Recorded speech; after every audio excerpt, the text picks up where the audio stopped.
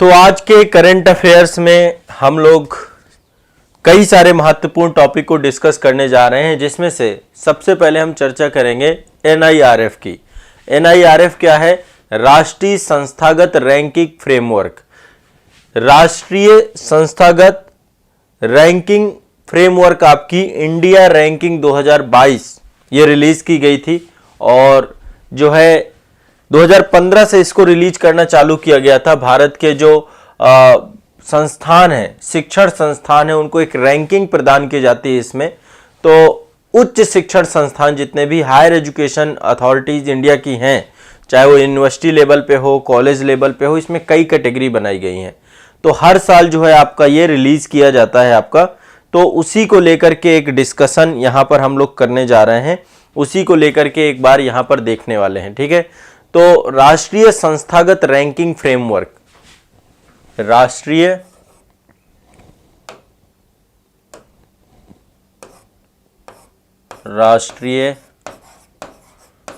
संस्थागत रैंकिंग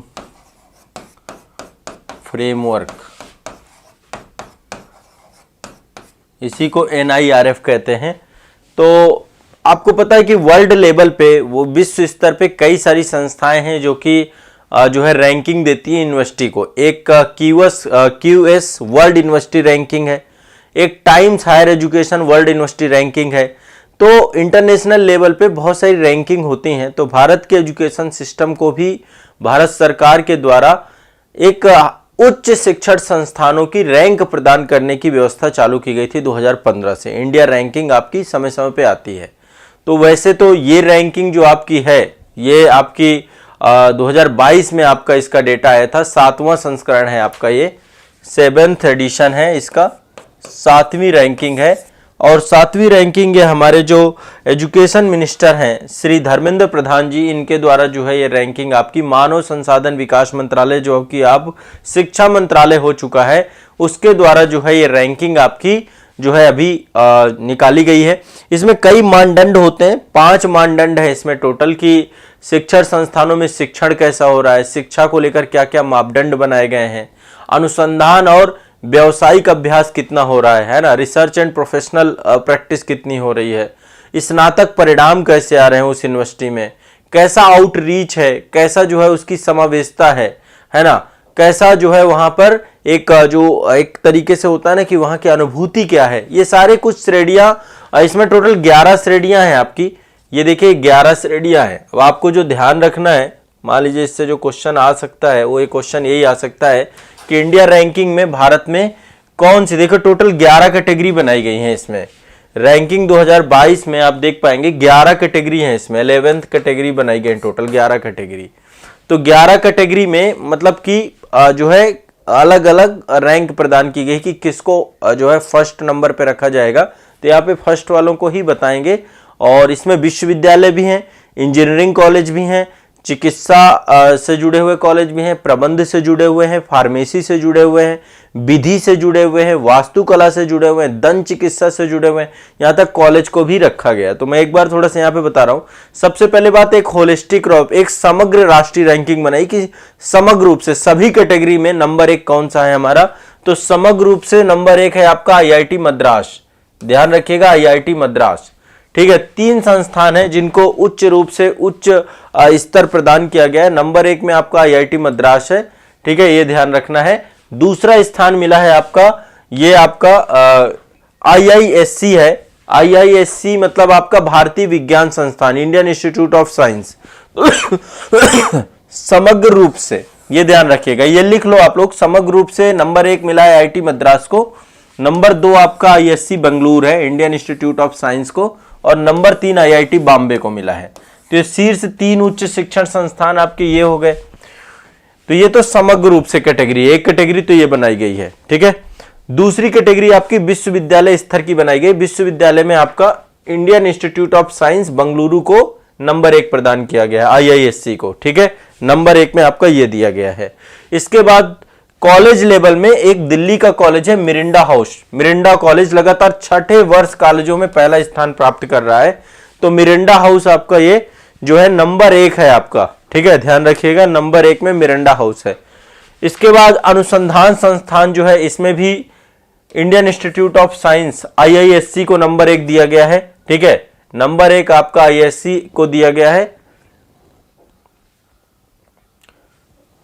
नहीं, नंबर 1 इसमें IISc नहीं है भाई, इसमें नंबर 1 IIT मद्रास है, फिर नंबर 2 में वो है, नंबर 1 में IIT मद्रास है, नंबर 2 में IISc बंगलुरु है।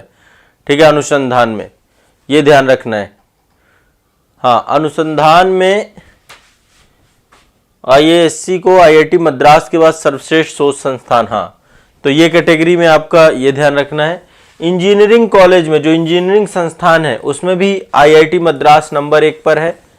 ठीक है, IIT मद्रास नंबर 1 पर है। भारतीय प्रबंधन को लेकर के भी बहुत सारे संस्थान हैं, तो उनमें से IIM के बारे में आपने सुना होगा, तो भारतीय प्रबंध संस्थान अहमदाबाद, इसको नंबर 1 दिया गया, पहला स्थान।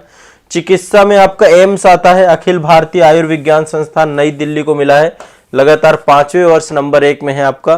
फार्मेसी की बात करें तो फार्मेसी में आपका जामिया हमदर्द है, आपका जामिया हमदर्द फार्मेसी को लगातार चौथी बार जो है नंबर 1 मिला है। आर्किटेक्चर की बात करें तो आर्किटेक्चर में IIT रुड़की आर्किटेक्चर को दूसरी बार शीर्ष स्थान मिला है। लॉ की बात करें तो NLU है आपका, NLU Bengaluru, national law school of India university NLU Bengaluru को लगातार 5वें वर्ष नंबर 1 मिला है। और डेंटल में Savita institute of medicals and technical sciences Chennai को मिला है इसमें। ठीक है, तो ये टोटल कैटेगरी है। मैं एक बार फिर से आपको बताता हूं समग्र रूप से। पहली कैटेगरी है समग्र रूप से, तो नंबर 1 आपका क्या है, IIT मद्रास। ठीक है, नंबर 1 IIT मद्रास है, नंबर 2 पे इंडियन इंस्टीट्यूट ऑफ साइंस है आपका। ठीक है, ये ध्यान रखना है। और फिर तीसरे में IIT बॉम्बे है। तो ये इंडिया के टॉप कॉलेजेस हैं, टॉप यूनिवर्सिटीज हैं। ठीक है, ये अब आपको इससे आइडिया लग रहा होगा लोग IIT के लिए क्यों जो है एक पागलपन होता है, 12th के बाद 10th के बाद ही बच्चे लग जाते हैं IIT के लिए। दूसरे नंबर पे विश्वविद्यालय आपका है, यूनिवर्सिटी लेवल पे आपका इंडियन इंस्टीट्यूट ऑफ साइंस आपका बंगलुरु विश्वविद्यालय श्रेणी में सबसे ऊपर है ये। ठीक है, ये विश्वविद्यालय लेवल पे आपका ये है नंबर 1 पे, ये ध्यान रखना है। विश्वविद्यालय में आपका ये है भारतीय विज्ञान संस्थान, भारतीय विज्ञान संस्थान नंबर 1 पे। दूसरे नंबर पे JNU है आपका, इसमें दूसरे नंबर पे JNU है, जवाहरलाल नेहरू यूनिवर्सिटी दिल्ली के दूसरे नंबर पे है। ठीक है, इंजीनियरिंग के क्षेत्र पे आपका जो है IIT मद्रास नंबर 1 है। अनुसंधान के क्षेत्र में आपका IIT मद्रास के बाद आपका इंडियन इंस्टीट्यूट ऑफ साइंस को मिला है इसमें, तो IIT मद्रास अनुसंधान रिसर्च में भी नंबर 1 है। प्रबंधन में आपका IIM अहमदाबाद है। और चिकित्सा में एम्स है आपका, अखिल भारतीय आयुर्विज्ञान संस्थान नई दिल्ली एम्स को मिला है। फार्मेसी में जामिया हमदर्द है। आर्किटेक्चर में IIT रुड़की है। और कानून में नेशनल NLU है आपकी, national law school of India university Bengaluru. ठीक है, और डेंटल में सविता इंस्टीट्यूट है। तो ये आपको एक बार याद कर लेना है, इससे जुड़े हुए क्वेश्चन आपको दिमाग में बैठा के रखना है। ठीक है, क्लियर है, स्पष्ट है, किसी कोई डाउट तो नहीं है? कोई डाउट नहीं है, सभी को स्पष्ट है ये वाला टॉपिक? चलिए, अब मैं एक टॉपिक आपका यहाँ पे ले रहा हूं, आमतौर पे ये थोड़ा सा आप लोग कर लीजिएगा फास्ट। प्रमुख युद्धाभ्यास से भी क्वेश्चन पूछे जाते हैं, बहुत सारे युद्धाभ्यास समय के साथ होते रहते हैं, तो युद्धाभ्यास से भी क्वेश्चन आते हैं। ठीक है, देखिए युद्धाभ्यास क्या होते हैं, किन्हीं 2 देशों के साथ या 2 से अधिक देशों के साथ जो वहां की सेनाएं हैं, जैसे मान लीजिए भारत है और अमेरिका है, तो इन दोनों देशों की सेनाओं का आपस में तालमेल बढ़ाने के लिए, आपस में सहयोग बढ़ाने के लिए, विभिन्न प्रकार की तकनीकी को साझा करने के लिए, विभिन्न प्रकार की डिफेंस तरीके जो रक्षा से जुड़े हुए विभिन्न तरीकों को आपस में साझा करने के लिए, ठीक है, लगातार 2 देश, 2 मित्र देश या 2 से अधिक मित्र देशों के बीच में युद्धाभ्यास होते रहते हैं, लगातार होते रहते हैं। और इसमें देश की अलग अलग सेनाएं भाग लेती हैं, कहीं पे वायुसेना होगी, कहीं पे थल सेना होगी, कहीं पर नौसेना। तो एक लंबी लिस्ट है, यहाँ पे कुछ मैं आपको अभी युद्धाभ्यास बताऊंगा, फिर समय के साथ साथ युद्धाभ्यास आपके करवा दूंगा मैं सारे। तो युद्धाभ्यास से भी क्वेश्चन आते हैं, आपको कुछ पता होने चाहिए, युद्धाभ्यास लिस्ट आपको पता होना चाहिए। तो कुछ मैं आपको युद्धाभ्यास यहाँ पे बता दूंगा, आप लोग युद्धाभ्यास लिख लेना, ठीक है। अभी साथ साथ मेरे लिखते जाना। तो युद्धाभ्यास क्या है? युद्धाभ्यास किन्हीं 2 या 2 से अधिक देशों की सेनाओं के बीच में आपसी तालमेल को बढ़ाने के लिए, आपसी सहयोग को बढ़ाने के लिए, एक दूसरे की तकनीकी को साझा करने के लिए मित्र देशों में, 2 मित्र देशों में आपस में आयोजित होता है। तो युद्धाभ्यास समय के साथ साथ होते रहते हैं। तो यहां पे कुछ युद्धाभ्यास मैं आपको बता रहा हूं, ठीक है। देखिए ये आप देख पा रहे होंगे, भारत और अमेरिका के बीच में युद्धाभ्यास है, थल सेना के जवान हैं। तो आपस में एक दूसरे के साथ जब मिलेंगे तो निश्चित तौर पे आपको पता है कि बहुत कुछ एक दूसरे से सीखने को मिलेगा। और सैन्य अभ्यास जब सेनाएं करती हैं तो एक तो क्या होता है कि वो पूरी तरीके से जो समसामयिक प्रवृत्तियां हैं, युद्ध की बदलती हुई प्रवृत्तियां हैं, और सेनाएं आपस में तैयार रहती हैं। कोई भी देश चाहता है कि युद्ध की परिस्थितियां कभी पड़े तो सेना पूरी तरीके से तैयार रहे। तो उन सभी के लिए कि अभ्यास चलता रहता है, आपका सैन्य अभ्यास देखते रहते हैं, ठीक है। और कई सारे ऐसे भी होते हैं जो राहत कार्य के लिए भी होते हैं, ठीक है। तो यहाँ पे देखो मैं अलग अलग थोड़ा सा कुछ कुछ देशों के साथ आपको बताता जाऊंगा, एक साथ सारे बता देना, याद नहीं रहेंगे, कुछ कुछ आपको यहाँ पे बताऊंगा। तो सबसे पहले भारत और अमेरिका के बीच में देख लेते हैं कि भारत और अमेरिका के बीच में कौन कौन से होते हैं। उससे पहले मैं एक आपको थोड़ा सा याद कराना चाहता हूं, जहां तक उम्मीद है ये वाला तो पक्का आपका आना ही चाहिए, वैसे आप लोग जानते भी होंगे, आप लोग देखो जानते तो बहुत कुछ हो, अभी काफी सारे बताऊंगा, लिखते जाना फास्ट फास्ट, ठीक है। एक आपका मालाबार युद्धाभ्यास होता है, मालाबार, ये 9 सेनाओं के बीच में होता है अभ्यास। मालाबार का नाम सुना भी होगा आपने, बड़ा चर्चा में रहता है, ठीक है।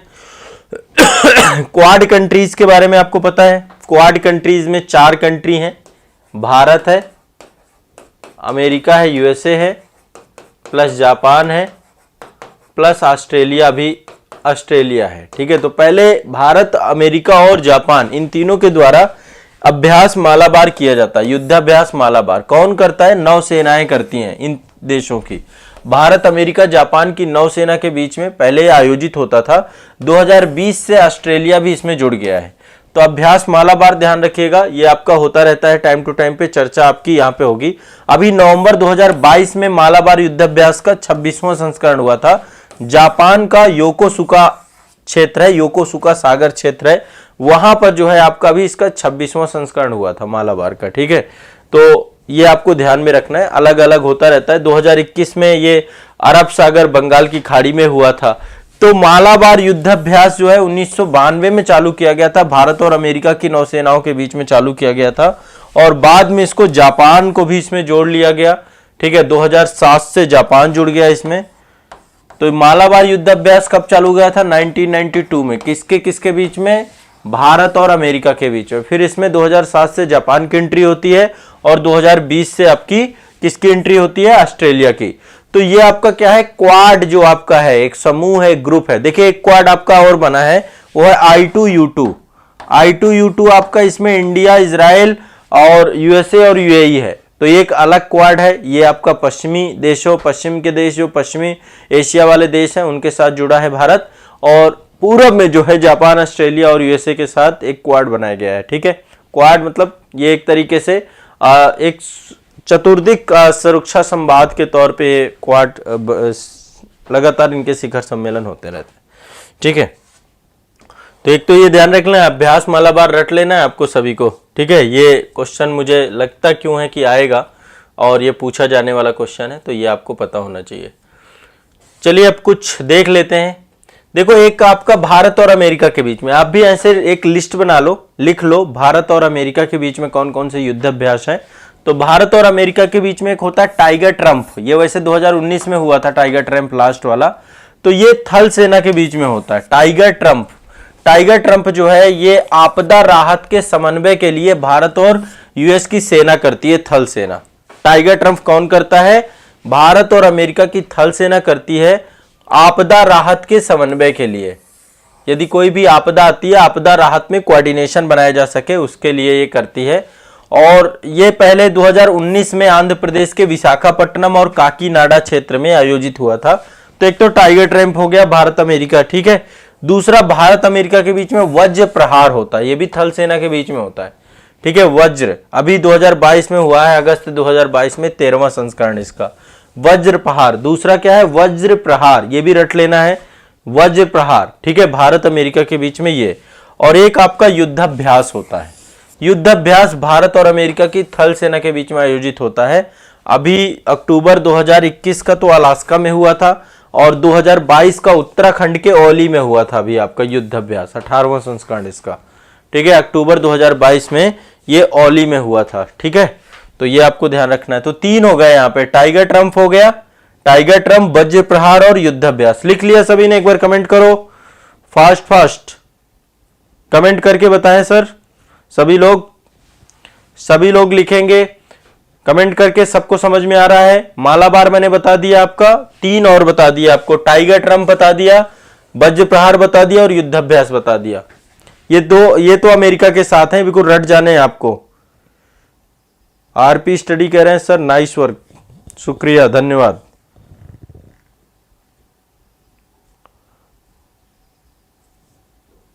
चलिए वीरप्पन यादव जी, ठीक है, ईसा जी, सब लोग लिख रहे हैं, ठीक है। चलो वेरी गुड, बहुत बढ़िया। अब अगला है फ्रांस के साथ। भारत और फ्रांस के साथ कौन कौन से युद्धाभ्यास होते हैं ये भी ध्यान रखना। एक तो है आपका गरुड़ युद्धाभ्यास, ये आपका गरुड़ युद्धाभ्यास जो होता है भारत और फ्रांस की वायुसेना के साथ होता है, ठीक है। गरुड़ आपके बारे में जानते ही हैं, गरुड़ भारत का पौराणिक पक्षी है। तो गरुड़ आपका भारत और फ्रांस के साथ ये आपका जो है वायुसेना करती है। तो नवंबर 2022 में जोधपुर में आयोजित हुआ था गरुड़ युद्धाभ्यास, ये फ्रांस के साथ, भारत फ्रांस गरुड़ के साथ साथ वरुण भी साथ में करते हैं। तो ये नौसेना करते हैं, ठीक है। वरुण आपका नौसेना, समुद्र में होता है आपका ये।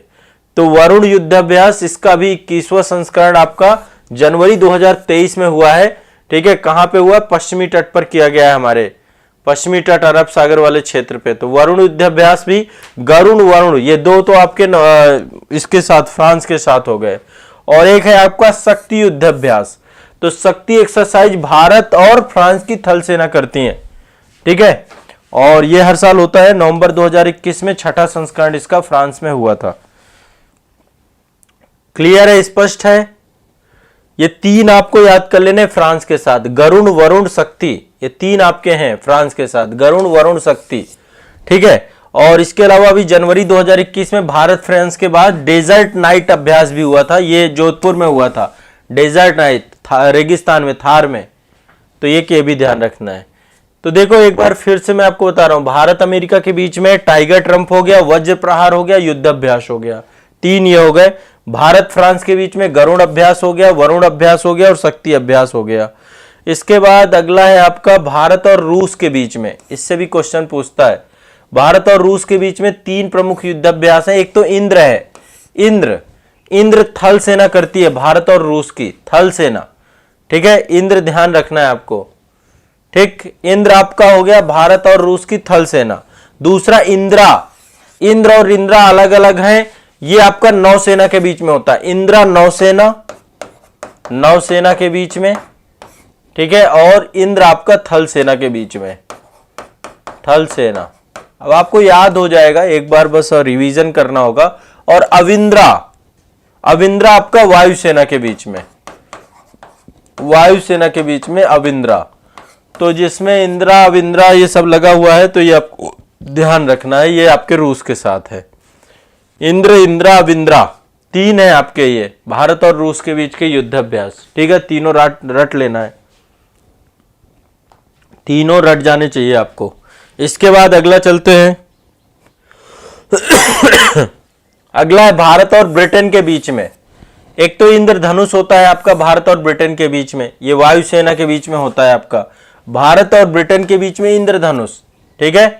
भारत और ब्रिटेन के बीच में इंद्रधनुष, ठीक है। अजय वारियर भी भारत और ब्रिटेन की थल सेना के बीच में होता है, ठीक है। भारत और ब्रिटेन की थल सेना के बीच अजय वारियर। कोंकण युद्धाभ्यास, ये भारत और ब्रिटेन की नौसेना के बीच में होता है। तो यहां पर अब देखिए 3 है आपके, इंद्रधनुष भारत ब्रिटेन वायुसेना, अजय वारियर थल सेना अजय वारियर, और कोंकण आपका नौसेना, भारत ब्रिटेन नौसेना, ठीक है, ये आपको 3 ये याद कर लेने हैं। बांग्लादेश के साथ, भारत और बांग्लादेश के साथ एक तो होता है संप्रति 2 युद्धाभ्यास हैं। पहला है संप्रति, ये आपका थल सेना के बीच में होता है, भारत बांग्लादेश थल सेना के बीच में, ठीक है। और एक है बोंगो सागर युद्धाभ्यास, नौसेना के बीच में होता है। बोंगो सागर युद्धाभ्यास नौसेना के बीच, तो संप्रति आपको याद रखना है और बोंगो सागर याद रखना है, ठीक है। और जापान के साथ एक होता है धर्म गार्जियन भारत और जापान की थल सेना के साथ होता है आपका ये। और दूसरा है सैन्य मैत्री युद्धाभ्यास, सैन्य मैत्री वायुसेना के साथ होता है, सैन्य मैत्री आपका वायुसेना, भारत जापान वायुसेना, ठीक है। तो एक आपका धर्म गार्जियन है थल सेना, सैन्य मैत्री वायुसेना। जी मैक्स युद्धाभ्यास ये नौसेना के साथ होता है, जी मैक्स एक्सरसाइज आपकी नौसेना, ये जापान के साथ है आपके। और एक और है आपका वीर गर्जियन भी वायुसेना के साथ। तो जापान के साथ 4 युद्धाभ्यास है आपके, 4 युद्धाभ्यास है, चारों रट लो आप। पहला है धर्म गर्जियन, दूसरा है वीर गर्जियन, देखो गर्जियन लगा हुआ है आपका, और जी मैक्स और सैन्य मैत्री, ठीक है। 4 टोटल आपके भारत जापान के साथ हैं, ठीक है। और मालाबार मैंने आपको बता ही दिया, मालाबार आपको सबको देख लिया। तो एक बार फिर से मैं फिर से रिवाइज करा रहा हूं, देख लीजिएगा। पहला तो भारत अमेरिका के बीच में टाइगर ट्रम्प होता है, ठीक है, आपदा राहत के लिए। वज्र प्रहार है थल सेना, युद्धाभ्यास है थल सेना, 3 आपको याद रखने हैं। इसके बाद गरुड़ आपका भारत फ्रांस, वरुण आपका भारत फ्रांस, शक्ति युद्धाभ्यास भारत फ्रांस। भारत और रूस के बीच में इंद्रा और अविंद्रा, ठीक है, 3 है। इंद्र आपका थल सेना, इंद्र आपका नौसेना और अविंद्रा आपका वायुसेना। भारत ब्रिटेन के बीच में इंद्रधनुष वायुसेना के साथ, अजय वारियल थल सेना के साथ, कोंकण आपका नौसेना के साथ, ठीक है, कोंकण आपका नौसेना के साथ। भारत और बांग्लादेश के बीच में संप्रति आपका होता है, भारत बांग्लादेश थल सेना के बीच में। बोंगो सागर आपका नौसेना के बीच, नौसेना, भारत बांग्लादेश 2 है संप्रति और बोंगो सागर। जापान के बीच में 4 है, धर्म गर्जियन है, सैन्य मैत्री याद रखिएगा, सैन्य मैत्री, और जी मैक्स युद्धाभ्यास और वीर गर्जियन। तो ये तो आपके हो गए प्रमुख देशों के साथ। मालाबार के बारे में मैंने बता दिया, क्वाड कंट्रीज करती हैं आपस में, ठीक है। इसके बाद है आपके नेक्स्ट है भारत और कजाकिस्तान के साथ अगला होता है, जिसका नाम है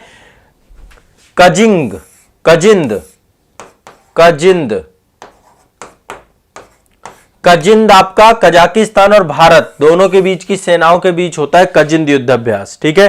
तो अभी ये मेघालय में हुआ था, ठीक है। तो कजिंद आपका कजिंद से कजाकिस्तान आपको याद है, ठीक है, ध्यान रखना है। सूर्य किरण, भारत और नेपाल के बीच में सूर्य किरण होता है, भारत और नेपाल के बीच में सूर्य किरण युद्धाभ्यास होता है, भारत और नेपाल के बीच में सूर्य किरण, ठीक है। तो ये आपको ध्यान रखना है। तो और भारत और मंगोलिया के बीच में नोमिडिक एलिफेंट होता है, नोमिडिक एलिफेंट भारत और जो है मंगोलिया के बीच में होता है, ये ध्यान रखना है, भारत और मंगोलिया के बीच में नोमिडिक एलिफेंट। मालाबार आपको मैंने बताया क्वाड कंट्रीज हैं, भारत, ऑस्ट्रेलिया, जापान, अमेरिका, ठीक है। 26वां संस्करण जापान के योकोसुका में हुआ था आपका, 26वां संस्करण जापान के योकोसुका में हुआ था। सूर्य किरण के बारे में भारत और नेपाल में आयोजित हुआ है सूर्य किरण आपका, ठीक है। भारत और बांग्लादेश के बीच में संप्रति है, बोंगो सागर है, ठीक है। और युद्धाभ्यास के बारे में अभी आपको बताया कि युद्धाभ्यास जो है भारत और अमेरिका के बीच में होता है, ठीक है। तो ये आपके कुछ महत्वपूर्ण टॉपिक थे युद्धाभ्यास से जुड़े हुए, ये आप सभी को ध्यान रखना है, ठीक है। ये टॉपिक कंप्लीट हो गया।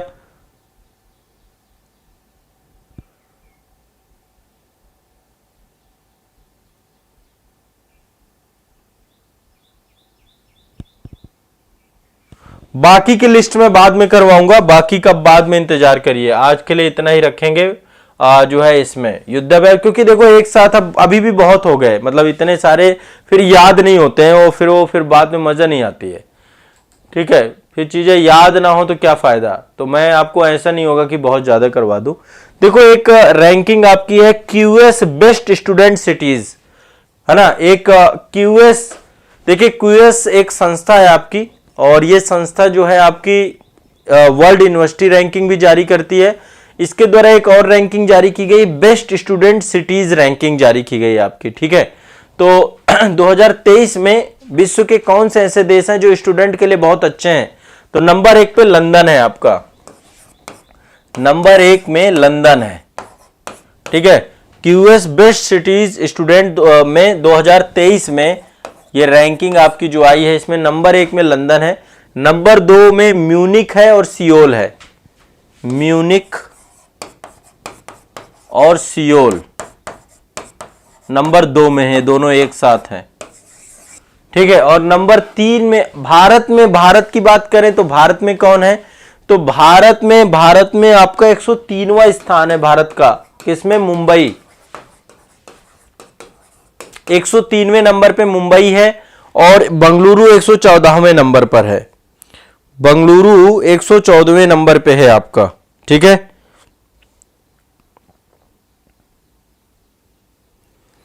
तो यहां पे देखिए टोटल आपको ध्यान रखना है, 2023 में नंबर 1 में लंदन तो ब्रिटेन में है, म्यूनिक आपका जर्मनी में पड़ता है, ठीक है। और ये दक्षिण कोरिया की राजधानी है सियोल, ठीक है। और मुंबई आप भारत में है। तो भारत का स्थान जो है वो आपका पिछली बार 2022 में मुंबई 106वें नंबर पे था, इस बार 103वें नंबर पे आ गया है, ठीक है। ये दिमाग में बैठा लेना है, स्पष्ट है।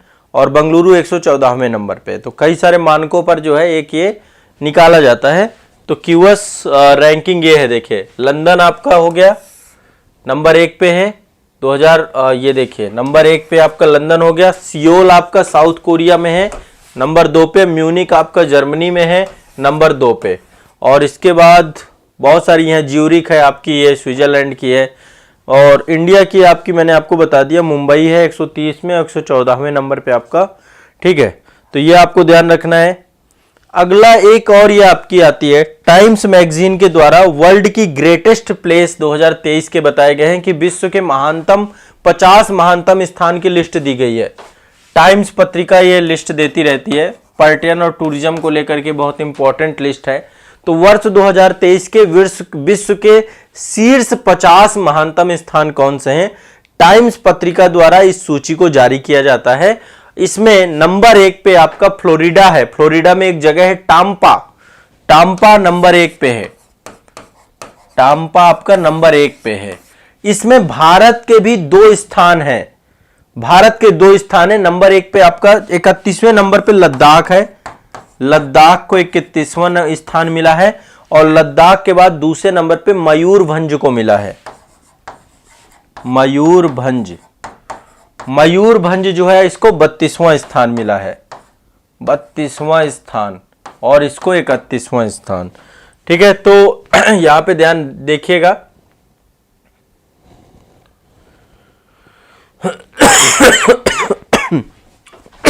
एक मिनट रुकिएगा थोड़ा सा।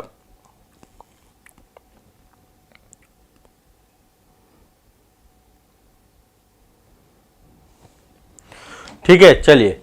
तो भारत में 2023 में दुनिया के महानतम स्थानों की सूची में 2 भारतीय स्थानों को स्थान मिला है। ध्यान रखिएगा, क्वेश्चन पूछा जाता है। अब इससे आपको पता है जब भी कभी इस तरीके की न्यूज आती है, इस तरीके की रैंकिंग मिलती है, तो भारत के लिए बहुत प्राउड की चीज है। और दूसरा, भारत का टूरिज्म जो सबसे इंपॉर्टेंट चीज है। तो मयूरभंज आपका उड़ीसा में पड़ता है। कहां पड़ता है? उड़ीसा में, उड़ीसा में, उड़ीसा, मयूरभंज और लद्दाख जो अपने ऐतिहासिक मंदिर है यहाँ पे, और बाकी ये तो नेचुरल ब्यूटी है यहाँ पे, ठीक है। तो ये आपको ध्यान में रखना है, टाइम्स मैगजीन के द्वारा दोनों को दिया गया है। शानदार, ये बड़ी बात है। तो ये देखिए, टैम्पा आपका फ्लोरिडा अमेरिका में पड़ता है, नंबर 1 में है, ठीक है। बाकी बहुत सारे नाम है, क्या करेंगे। महानतम स्थानों में बस 2 आपको ध्यान रखना है। यदि क्वेश्चन पूछता है तो भारत से ज्यादातर पूछेगा आपको, तो आपको भारत का याद रखना है। क्लियर है? ये आपका लद्दाख है, टाइम्स लिस्ट में वर्ल्ड ग्रेटेस्ट प्लेस के तौर पे आपका लद्दाख है, ठीक है। देख रहे हैं, नेचुरल ब्यूटी है। एक तो हिमालय है यहाँ पे, है ना, हिमालय, ग्रेट हिमालय है लद्दाख में, और ये बहुत सारी झीलें हैं यहाँ पे। तो ये आपका बड़ा वो है। दूसरा ये मयूरभंज है, ठीक है, ये मयूरभंज है इंडिया का, उड़ीसा में। तो ये दोनों नेचुरल ब्यूटी है। चलिए, तो आज के लिए संभवतः इतना ही करेंगे। हाँ अभी और कुछ भी है क्या, देख लेते हैं शायद। हाँ अरे अभी और कुछ है भाई, और कुछ है। एक पुरस्कार है आपका अंतरराष्ट्रीय बुकर पुरस्कार 2022। लिख लो भाई, ये बहुत इंपॉर्टेंट है। अंतरराष्ट्रीय बुकर पुरस्कार, इससे क्वेश्चन बनेगा, लिख लो, आएगा क्वेश्चन, 1 नंबर का क्वेश्चन है ये।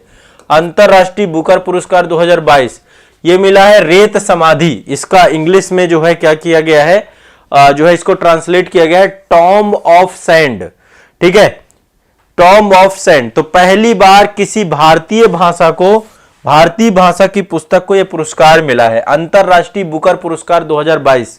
ठीक है, तो ये पर्सन है आपकी गीतांजलि श्री।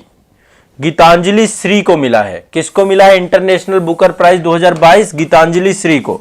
इनके द्वारा जो एक पुस्तक लिखी गई रेत समाधि, इसका अनुवाद हुआ है। इसका अनुवाद Tomb of Sand, Geetanjali Shree की ही पुस्तक है, इसका अनुवाद हुआ है, इस अनुवाद को मिला है। ठीक है, तो ये एक बार दिमाग में बैठा के चलना है, ये बहुत इंपॉर्टेंट है। तो गीतांजलि श्री भारत की हैं, इनके द्वारा पुस्तक लिखी गई रेत समाधि, उसका टॉम्ब ऑफ सैंड जो है उसका, देखो इस उपन्यास का जो है डेजी रॉकवेल जो है एक पर्सन है, उनके द्वारा इसका अनुवाद किया गया था। देखते हैं एक बार, उनकी शायद फोटो हो यहाँ पे कहीं। हाँ ये देखिए ना, ये है ना डेजी रॉकवेल, इनके द्वारा इसका अनुवाद किया गया था। ठीक है, इनके द्वारा इस पुस्तक का अनुवाद किया गया था। तो इस पुस्तक का अनुवाद इन्होंने टॉम्ब ऑफ सैंड यानी रेत समाधि, तो इस उपन्यास को अंग्रेजी अनुवादक जो है डेजी रॉकवेल के द्वारा अनुवादित किया गया था, और यह अंतरराष्ट्रीय बुकर सम्मान के लिए चयनित होने वाला हिंदी का पहला उपन्यास बन गया है। तो ये आपको ध्यान में रखना है। ठीक है, और इसके पहले जो मैन बुकर पुरस्कार 2021 का मिला था, वो मिला था डेविड डियोप, वो फ्रांस के थे आपके, उनको दिया गया था डेविड डियोप को। तो एक ये आपको ध्यान रखना, बहुत इंपॉर्टेंट न्यूज है भारत के लिए। ठीक है, और ये आपको लंदन में आयोजित हुए थे। ठीक है, लंदन में 26 मई 2022 को एक समारोह इंटरनेशनल बुकर प्राइज 2022 इसको दिया गया था। वर्ष 2022 का यह पुरस्कार भारतीय लेखिका गीतांजलि श्री को मिला है। इनके द्वारा लिखा गया एक पुस्तक है रेत समाधि, और डेजी रॉकवेल के द्वारा इस उपन्यास का अनुवादन किया गया था, टॉम्ब ऑफ सैंड को मिला है। किसको? Tomb of Sand, Tomb of Sand को मिला है ये। Tomb of Sand Geetanjali Shree द्वारा लिखित 5वां उपन्यासकार रेत समाधि का अंग्रेजी में अनुवाद है। तो रेत समाधि को नहीं मिला, उसका जो अनुवाद किया गया है टॉम्ब ऑफ सैंड उसको मिला है। तो इस प्रतिष्ठित पुरस्कार को जीतने वाली किसी भारतीय भाषा की पहली पुस्तक बन गई है। टॉम्ब ऑफ सैंड पहली पुस्तक बन गई, रेत समाधि ध्यान रखना। साथ ही हिंदी से अनुवादित यह पहला उपन्यास है जिसको इस पुरस्कार से सम्मानित किया गया है। यह उपन्यास उत्तर भारत की कहानी है, इसमें एक 80 वर्षीय महिला के जीवन पर आधारित है, और यह भारत के विभाजन का एक बेहतरीन उपन्यास है जिसमें 80 वर्षीय महिला के जीवन के हर पहलू को आश्चर्यचकित कर देने वाले अतीत में ले जाता है। तो यह देश के विभाजन पर आपकी पूरी की पूरी पुस्तक लिखी गई है। ठीक है, तो इस उपन्यास का हिंदी में पहला प्रकाशन 2018 में हुआ था। तो गीतांजलि श्री आपकी कहां है? उत्तर प्रदेश की है, मैनपुरी की रहने वाली है। ठीक है, ध्यान रखना है। ठीक है, मैनपुरी की है, उत्तर प्रदेश की। और इन्होंने और कई सारी कृतियां लिखी हैं, जैसे बेलपत्र, बेलपत्र भी गीतांजलि श्री का है। हमारा शहर उस बरस, ये भी इन्हीं का है। खाली जगह, ये कुछ प्रमुख पुस्तकें हैं गीतांजलि श्री की। ठीक है, तो ये भी ध्यान रखिएगा। लगभग 50,000 पाउंड की राशि इसमें मिलती है, जिसको साझा करेंगे अनुवादक के साथ। और यह पुरस्कार प्रतिवर्ष अंग्रेजी भाषा में इंग्लैंड और आयरलैंड की छपी अंतरराष्ट्रीय पुस्तकों को दिया जाता है। 2005 में इसकी शुरुआत हुई थी, और 2021 का जो पुरस्कार मिला था फ्रांस के उपन्यासकार थे डेविड डियोप, उनको जो है ये मिला था पुरस्कार। ठीक है, उनकी पुस्तक थी आपकी at night of blood is black. ठीक है, तो ये आपको ध्यान रखना है। ये एक इंपॉर्टेंट जो है आपका पुरस्कार है, इंटरनेशनल बुकर पुरस्कार 2022। अब देखो, एक आपका बुकर पुरस्कार भी होता है। बुकर पुरस्कार आज नहीं, कल बताऊंगा, नहीं तो फिर कंफ्यूज हो जाओगे। ठीक है, आज के लिए इतना ही रखते हैं, बाकी कल करेंगे। कल बुकर पुरस्कार भी आपको बता दूंगा। ये तो अंतरराष्ट्रीय बुकर प्राइज है, बुकर पुरस्कार अलग है वो। ठीक है, तो आज के लिए इतना ही रखते हैं। इतना भी आप याद रखेंगे तो बहुत काम हो जाएगा। एक तो ये क्वेश्चन छाप लीजिए, आना ही आना है, गीतांजलि श्री से क्वेश्चन पूछा जाएगा। इसकी पुस्तक का नाम याद रखना है, और बुकर पुरस्कार जो अनुवादिका है उनका भी नाम रखना है। ठीक है, अनुवादिका का नाम भी आपको याद रखना है, डेजी रॉकवेल। Daisy Rockwell. और इनकी अन्य पुस्तकें हैं बेलपत्र, हमारा शहर उस बरस, खाली जगह। ये कुछ प्रमुख पुस्तकें हैं इनकी, तो इससे क्वेश्चन आपके पूछे जाएंगे। ठीक, तो करंट अफेयर्स के आज के सेशन में इतना ही। अब देखो इसका रिवीजन मस्ट है। अभी तक जितना आपको करा चुका हूं, जितना रिवीजन कर लोगे उतना बेहतर हो जाएगा। आप लोग रिवीजन से मत भागना, रिवीजन करना मल्टीपल टाइम। जितना रिवीजन करोगे उतना बेहतर होता चला जाएगा। ठीक है, सभी लोगों से बस एक ही मैं आग्रह और करता हूं कि रिवीजन करना जितना पढ़ाता जा रहा हूं। ठीक है, चलिए।